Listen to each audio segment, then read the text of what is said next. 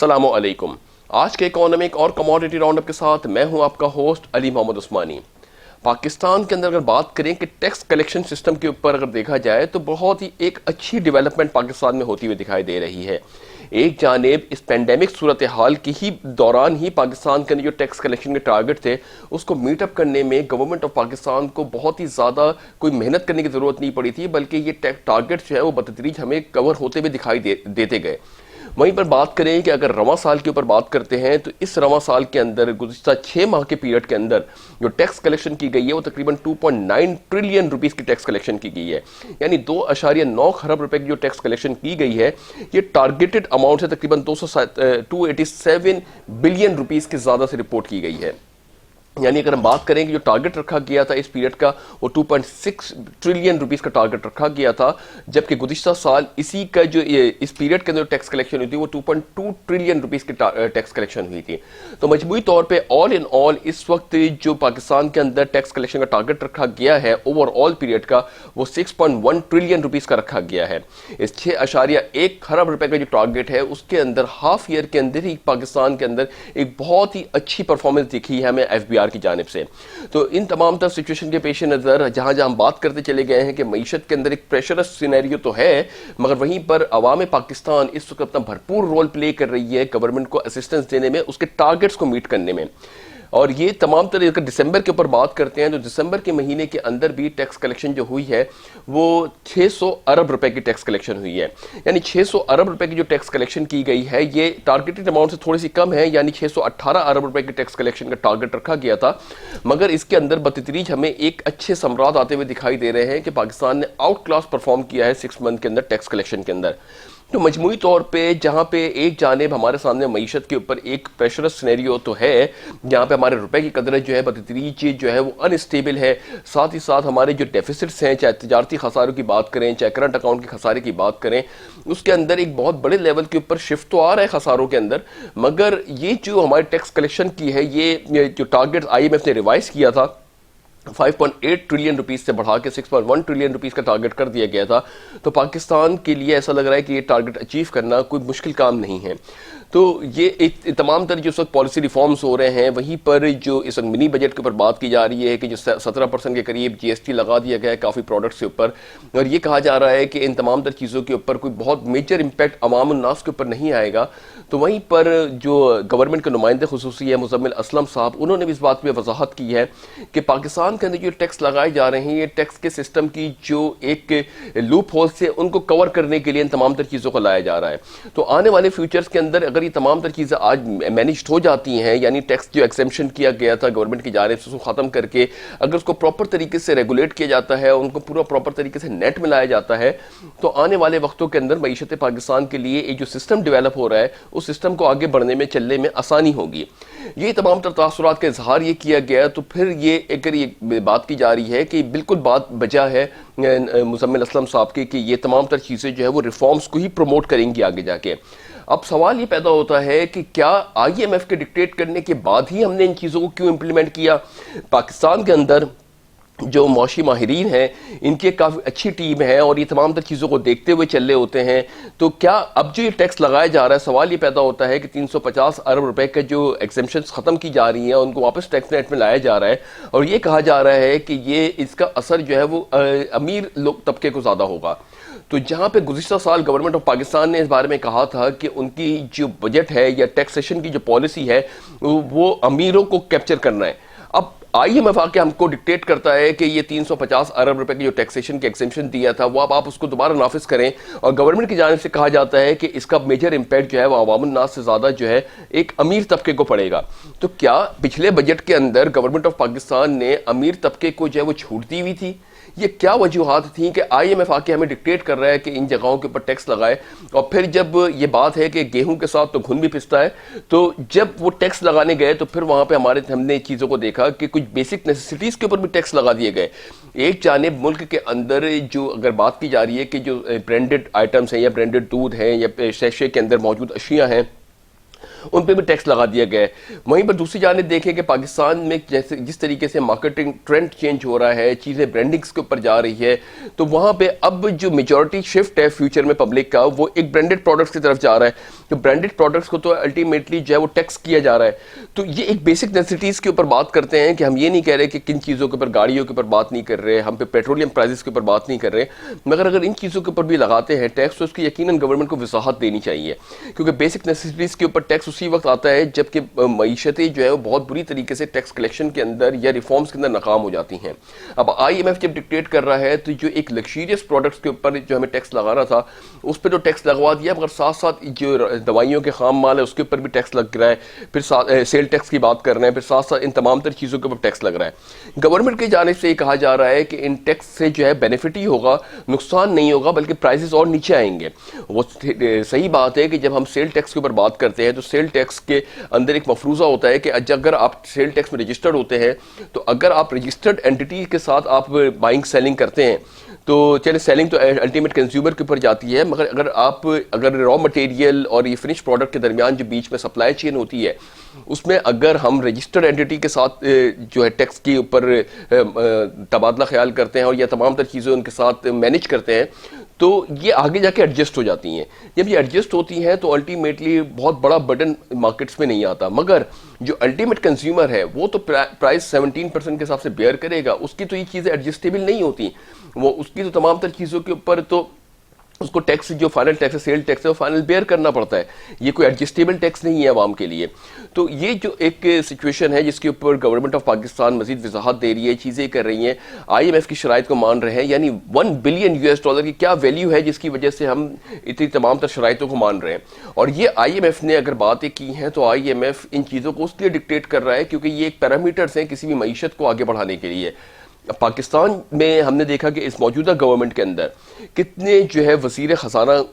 میں تبدیلیاں آئیں، کتنے لوگ تبدیل ہوئے، اس کے بعد جو مین منسٹری ہے یا یہ مین پوزیشن ہے فیڈرل بورڈ آف ریونیو کی، اس میں کتنی تبدیلیاں آئیں۔ یعنی مسلسل یہ 2 وزارتیں ایسی تھیں یا 2 پوزیشنز ایسی تھیں جس کے اندر جو ہے آپ کی ملک کی معیشت کو چلانے کے لیے اور اس کے ریونیو کلیکشن کرنے کے لیے ایک تھنک ٹینکس ہوتے ہیں اور جو اپنے ایک رول پلے کر رہے ہوتے ہیں معاشی استحکام کے لیے۔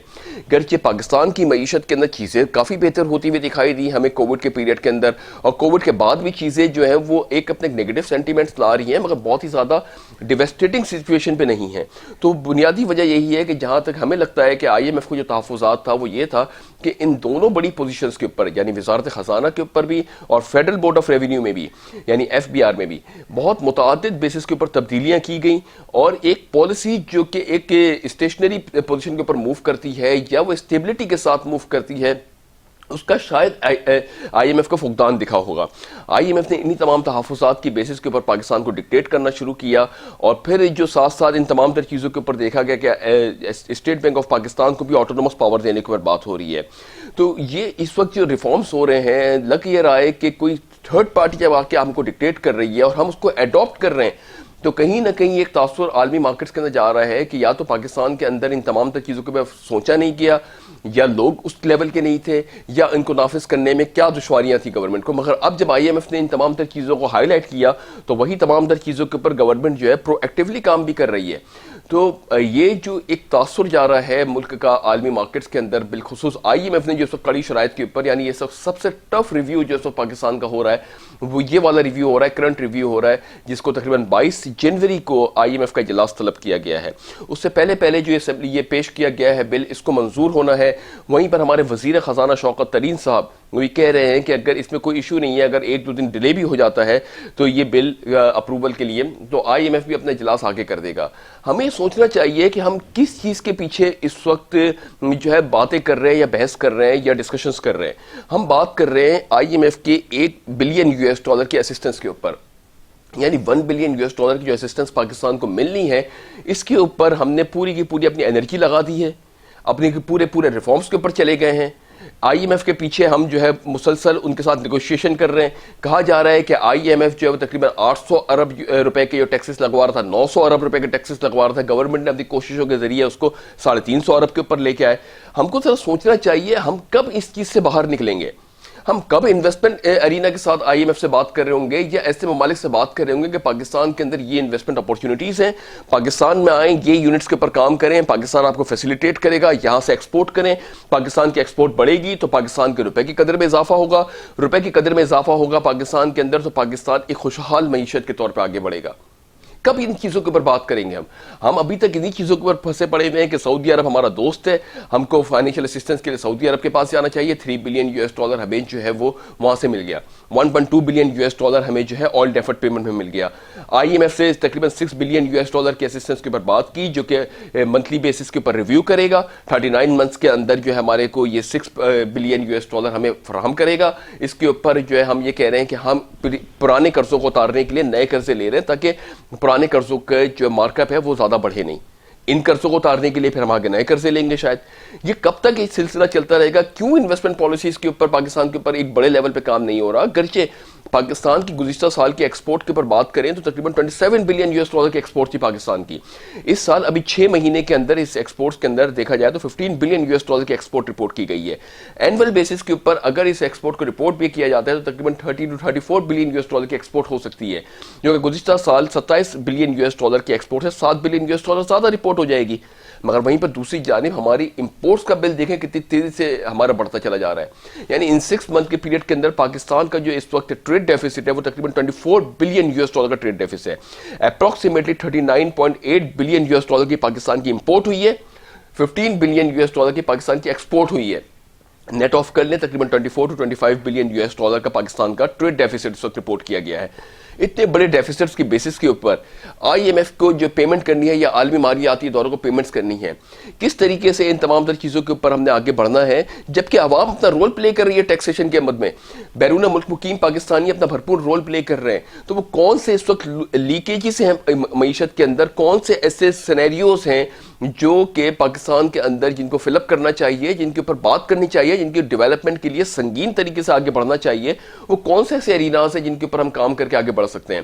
بہرحال بات ٹیکس کلیکشن کے اوپر کی جاتی ہے، یا لوٹی ہوئی دولت باہر سے لانے کی بات کی جاتی ہے، یا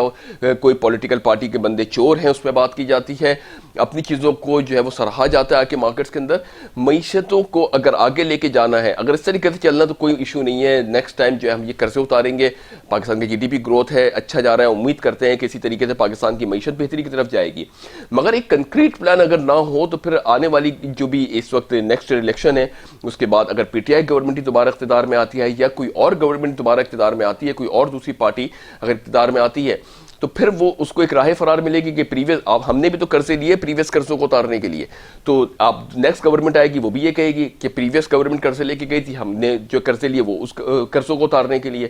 تو کب تک یہ کھیل چلتا رہے گا؟ کب تک ان چیزوں کے اوپر آگے بڑھتی رہے، آگے چیزیں اسی طریقے سے بڑھتی رہیں گی؟ وہیں پر دوسری جانب یہ جہاں پہ ٹیکس کے لیے پاکستان کے اندر ہم دیکھ رہے ہیں کہ جو ٹارگٹس رکھے جا رہے ہیں وہ بھرپور طریقے سے پورا ہو رہے ہیں، عوام جو بھرپور رول پلے کر رہی ہے، گورنمنٹ تھوڑی سختیاں بھی کر رہی ہے، مگر عوام بھی کہیں پیچھے نہیں ہے کہ اس کے اوپر احتجاج کرنے بیٹھ جائیں کہ ٹیکسیشن کے اوپر، ان تمام تر چیزوں کے اوپر ہمارا جو ہے حالانکہ سروائیول اس وقت بہت مشکل ہے پاکستان کے اندر چیزوں کے اندر۔ انفلیشن دیکھیں کہ 11.5% انفلیشن سے تقریباً 12% سے ابو چلا گیا انفلیشن۔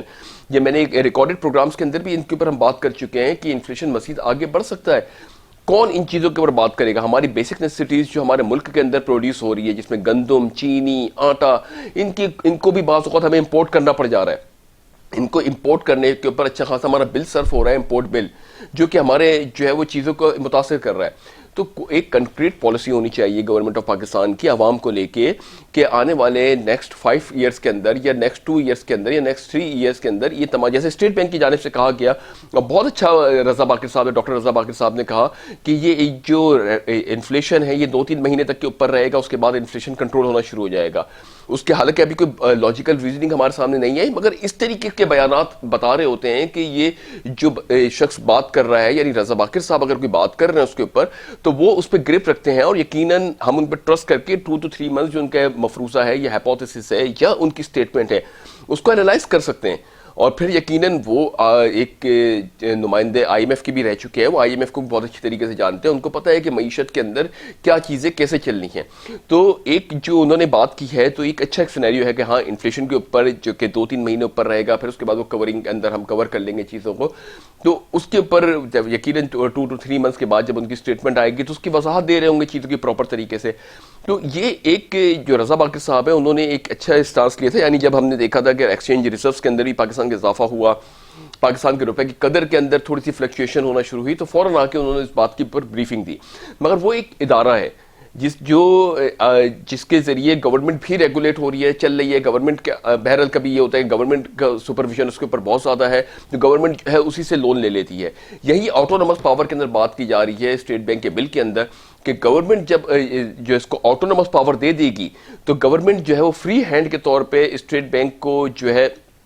چلنے دے گی. گورنمنٹ اس میں انٹروین نہیں کرے گی، گورنمنٹ اس سے قرضہ لینے کے حق میں نہیں ہوگی. اسٹیٹ بینک جو کہ ایک فائنینشل سسٹم کو پورا فل ایک لیڈ کر رہا ہوتا ہے، وہ ایک پالیسی بنائے گا جو کہ ایک پالیسی بہت اسموتھ طریقے سے پاکستان کے اندر چلے گی. ایسا ماننا آئی ایم ایف کا ہے. کیا وجوہات آئیں آئی ایم ایف کو ان چیزوں کے اوپر یہ بات کرنے کی، کیا وجوہات آئیں اس بل کو پیش کرنے کی؟ تو یہ تو پھر آنے والے وقتوں کے اندر چیزیں سامنے آئیں گی. کہا جا رہا ہے کہ وزیر اعظم عمران خان صاحب کو بھی اس چیز پہ تحفظ ہے اس بل کے اوپر. تو آل ان تمام در چیزوں کے اوپر ہم دیکھیں کہ ہم کس ٹرک کی بتی کے پیچھے لگے ہوئے ہیں کہ $1 بلین کے لیے اتنی شرائطیں منوائی گئیں.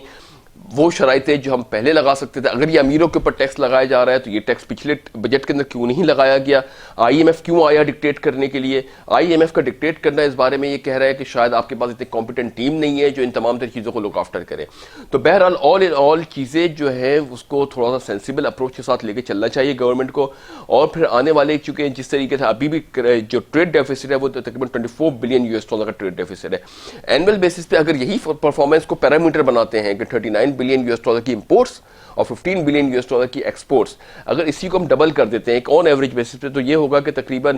$80 بلین کی امپورٹس، یا اس کو ہم تھوڑا سا کور کر لیتے ہیں کہ پاکستان میں $70 بلین کی امپورٹس اور $30 بلین کی ایکسپورٹس. تو اپروکسیمیٹلی اگر ہم دیکھیں تو یہ ڈیفیسٹ اینول بیسس کے اوپر اگر یہی سینیریو رہتا ہے تو $40 بلین کا ڈیفیسٹ رہے گا.